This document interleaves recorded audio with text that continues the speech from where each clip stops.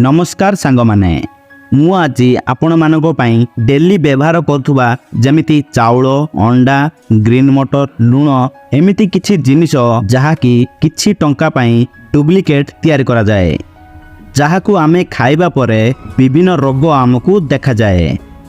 आपण माने मध्य जानि नथिबे आपणकर रसोई घरे एही सब जिनिस देखिबाकू मिली जिवो।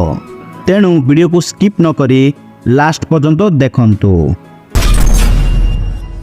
आपण माने बहुत थर ब्रेड खाइथिबे किंतु आपण माने जानिचंती कि ब्रेड कोन पई एते धळा देखा जाय थाए।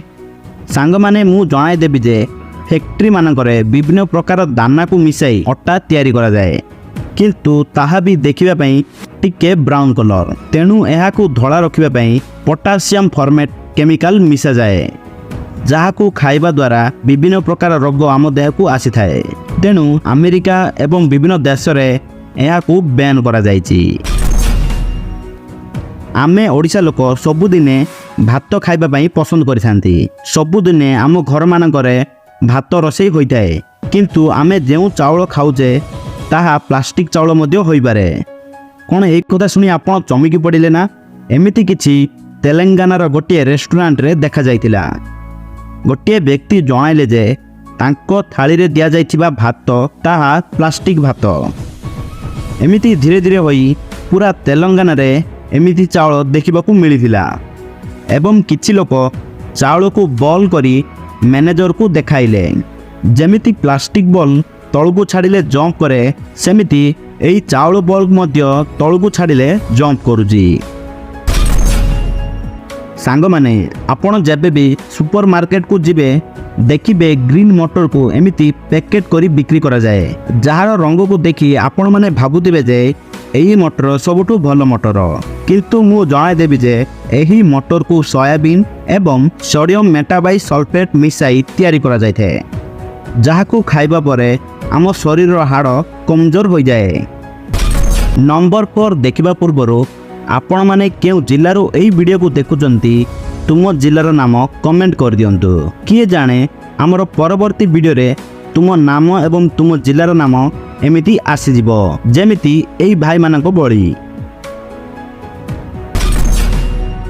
बहुत लोक माने सबुदिन क्षीर पी थांती किंतु किछि टंका पाई क्षीर को मध्य छाड़िलेनी। एमिति किछि 2019 मसीहार मध्य प्रदेश गोटे सहर रे एही केस धरा पड़िथिला। किछि लोक माने सर्फ पानी एवं शैम्पू पानी को मिसाई क्षीर तैयारी करुचंती एवं सेही क्षीर को बड़ बड़ फैक्ट्री मानन को बिकी देउचंती जहा फल रे क्षीर आमको जणा पड़े नाही। आमे लुणर व्यवहार बहुत करिथाउ जेतेबेले लोक माने फल पनीपरिबा को छाड़ी रास्ता कड़र थिबा बाहरर खाद्य खाई थांती सेही खाद्य रे बहुत परिमाण रो लुण मिसा जाय थाए एवं बहुत लुण फैक्ट्री मानकरे लुण रे काच एवं पॉलिस्टर मिसा जाय थाए जहा फल रे हमर पेट रे बहुत प्रकार रोग आसी थाए। आमे माने अंडा को बहुत परिमाण रे खाई दो किंतु आमे जेतेबेले जानिबा अंडा कुकुड़ा देवा बदल रे फैक्ट्री मानकर आसीची।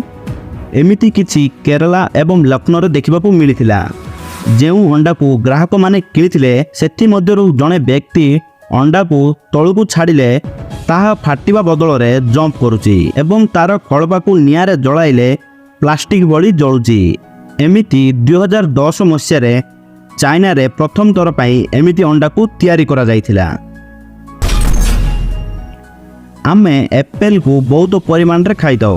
आमे जानिचे जे जेतेबेले गोटे फल को गछरु काढ़ी दिया जाए ताहा दिन को दिन खराब हो जाए किंतु एप्पल को खराब न हेबा पाई एमिति किछि एप्पल उपरे लगा जाए जहा फल रे एप्पल खराब हेबा पाई बहुत समय लागि थाए एवं किछि किछि दुकानदारी माने एते परिमाण रे सेही मुहम को लगांती जहा को देखिबा परे हमकु लागिबो जे एही एप्पल सबुठु भलो एप्पल एवं जेतेबेले एही एप्पल को आमे खाई दउ आम शरीर रे विभिन्न प्रकार रोग आसी थाए।